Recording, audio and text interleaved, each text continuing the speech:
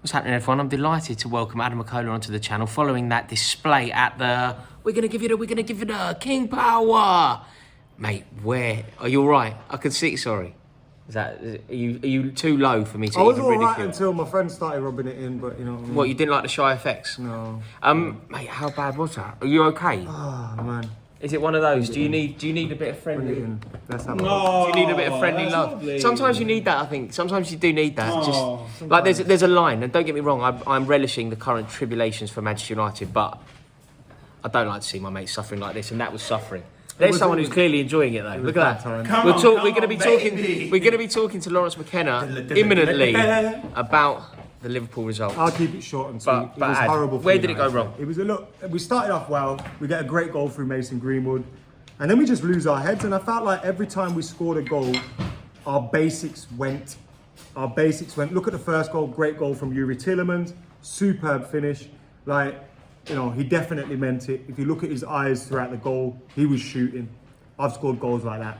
I know what he does. I know what he was doing. Do you know what I mean? Yeah, it's very. I remember Steven Gerrard scoring one in Marseille, similar to that. Yeah, and like you said earlier, like all the goals were great in this game. A lot of the goals were really good, but they could have been prevented. And I'll look at the United ones. Maguire receiving the ball from Lindelof, loses his head, can't deal with the press, loses the ball gets to Tielemans. We know what he does next. You look at the goal just after we equalised. Again, a draw in this game would have been undeserved, but we would have got it and it would have been wow. Potentially could have maybe got a 3-2 win if we keep that level for a little bit longer. We go and concede straight away. McTominay and Lingard, they're there, like physically they're there in the right position where they should be, but they're not active enough. They're not impressing themselves. Jamie Vardy is between the penalty spot and the 6-yard box. All our defence has dropped deep. He's got acres of space. I think there was 2 or 3 players from Leicester that could have got that ball, and he finishes it superbly. And I just felt whenever we had a chance to let's get some momentum going here, you know, going 1-0 up at half time or potentially building on that, or you get 2-2, let's try and smash and grab this win now. And usually all went, oh, this typical Leicester. Yeah. So, you know what I mean? You could have capitalised on it, and we just didn't. And I just felt today, the distribution of the ball wasn't good enough. Loads of individual performances weren't good. I thought De Gea was amazing. He saved us on a number of occasions, but Maguire poor. Mate, Maguire's who I wanted to talk about. Maguire against his old club had a Bruno poor. Maguire though. Apparently the crowd will get in on him as well. Obviously we can't hear the crowd during the game, but if he's rattled by that, by a bunch of geezers with happy clappers and that, bro, you're getting rattled by that. Yeah. What happens when we're going to go to the Bernabeu? Yeah. Well, we're not going to be playing Real Madrid this year, but it's no danger. What happens when we're going to go to the Europa League? No, like, I know what you mean. I know what you mean. It wasn't good enough for him. Obviously, people But are talking about Cristiano Ronaldo. I've mentioned players, and I know you're going to bring up Ronaldo. People are going to say I'm avoiding the obvious elephant in the room. I think the writing's on the wall for Ole Gunnar Solskjær. Right. I think we are now slowly plodding towards him being sacked, but because United had the Glazers in charge, not Roman Abramovich, who, for as many bad things you can say about him, he wants to win football matches, you know, and trophies, not just football matches, trophies. You know, City, they want to win trophies. United and the Glazers will make a decision based on, oh, has he got us top 4? So that means that triggers that in his contract. So that means we don't have to pay him X, Y, Z. We will make decisions based off those kind of things. We will not make decisions based on, this isn't good enough. We should be challenging for the league. The football isn't good enough. You've always backed Solskjær. Are you still in that camp? Are you still completely behind the Solskjær project? I want Ole Gunnar Solskjær to succeed. I want him. Bro, this is just my opinion. Yeah, of course. My opinions mean nothing in the grand scheme of things. No, they mean something. They mean something to me. They mean something to your friend. They mean something to people who watch this. Do you want him to stay in the job? I want him. If he stays in the job, that means he's succeeded. I want him to succeed. I wanted Mourinho to succeed. Let me rephrase because that means United are winning. Would you sack him? Would you like to see him sacked now? Would I like to? No, because that's. I don't want to see him sacked. You're very clever. But do I think he should have? Do I think any other club would sack him at this point with this squad? Probably. It's like having a chat with Jeremy Paxman. No, but you know what I mean. It's like I'm not trying to because if you say, would you like to see Ali sacked? And I say, yeah. It's like no. I don't ever want to see anyone sacked. I don't want to see Ali sacked. I love the guy. Yes. Do you know what I mean? Like I want to see him succeed, but he's taken us as far as he can. Do you think that? Yeah, I know that. Okay. That has been proven now. When he first got the job against Paris, after the Paris game, I said, "Oh, not sure about this." and then he gets us third or whatever it was. Then we get second, and you think, actually, we're building towards something. But there's always been doubts along that way.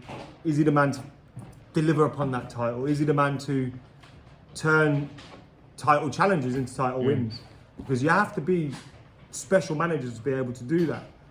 And as time's gone on, you just start to think, I'm getting the answers are here now, so what do I do with those answers? Look, when I go to Old Trafford next, I'm singing my heart out for Ole Gunnar Solskjær. Yeah, I did the same for Mourinho. Yeah. Even if I thought, this guy's going to be gone soon. How good were Leicester? I thought Vardy was brilliant, wasn't he?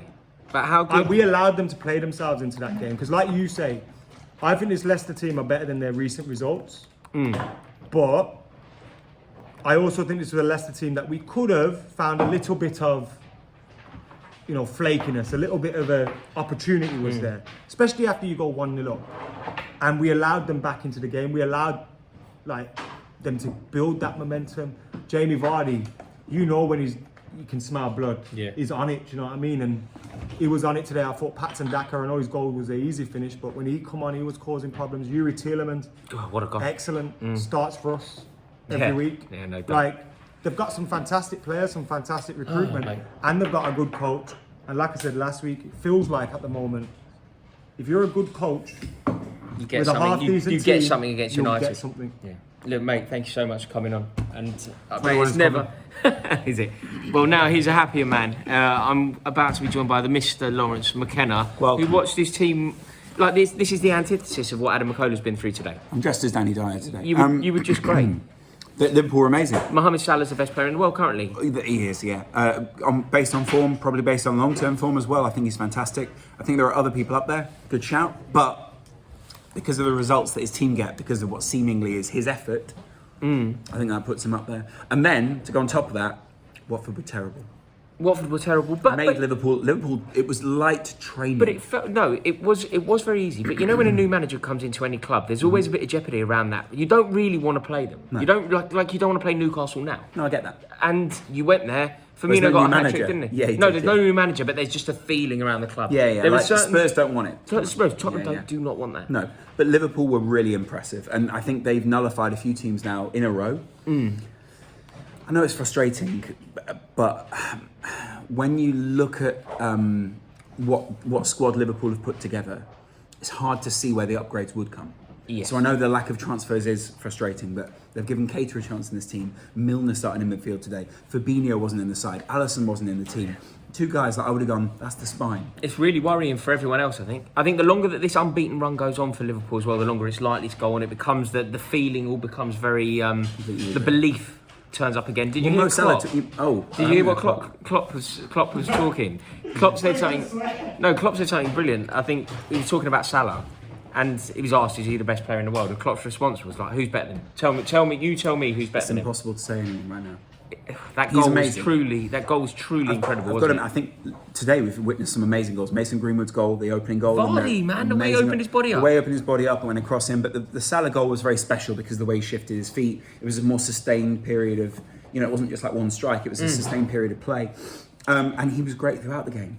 And we're talking about that goal. What about the outside of the boot assist for the first goal? Was insane. That's 100 Premier League goals for Mane as well. It's amazing, and not only that, but I think there's a lot of should we say milestones being put down in the team. There's a lot of people who've played a lot of games for Liverpool now, so I'm impressed. It's also the experience this team is showing. This team, I know that it sort of dipped a little bit last year, but then the experience is now showing us how to get it back, how to get that synergy, runs that people make.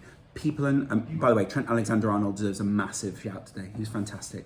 The positions he takes up, the crosses he puts in, the seemingly easy passes to him are just really great. And he's playing as more of a member of the midfield right now. And in terms of where you think this team can go, you were always fully backing your side, but is there more of a belief now? Do you genuinely think that silverware could be on the horizon this season? With Mo Salah's tweet where he says we're going for the title, I don't think many people put their backside on the line, should we say, to then fail. And I think Mo Salah is that kind of guy who has that level of belief that then pulls other people with him. And to hear your players talking like that, because we were very quiet in pre-season, we weren't really talking. I think a lot of people were thinking, well, is Van Dijk coming back? And he's not even 100% fit. No, that's true. I think he's 70% right now. That- So there's a lot to think about there. And Let's see. there seems to be. Would you think this is fair? I said that Liverpool are playing as well as they've played under Klopp. I think Is I agree. that fair? Is that true? Kind of. I think there is a little bit of a. It's not quite that peak swashbuckling football, but it is maybe the most efficient football Liverpool have played. Atletico Madrid next, feeling good? Yeah, you've got to. And if anything, I think whatever result against Atletico Madrid, because Liverpool have spoken about their focus on the league, the Champions League seems like more of a momentum thing. Yeah. The only interesting thing is, like you said on the show actually, but I didn't really have a response at the time because I couldn't remember home and away. Liverpool have played very difficult games at home. Yeah. They've Can still got to Liverpool go to travel? the bridge, still got to go to the Well, Etihad. they've got to go to the bridge, got to go to the Etihad. Old Trafford next week. Old Trafford next week? So these are tricky games. Old Trafford next week? Really Oh my tricky gosh, games. that could actually be But the fun. nail in the coffin for Solskjær. We'll see. see. As always. Love you, man. Thank you so Thank much. you. Thank you so much for watching this video. I really hope you've enjoyed it. If you have, please click subscribe. Give it a like. See you on the next video. Ta-da.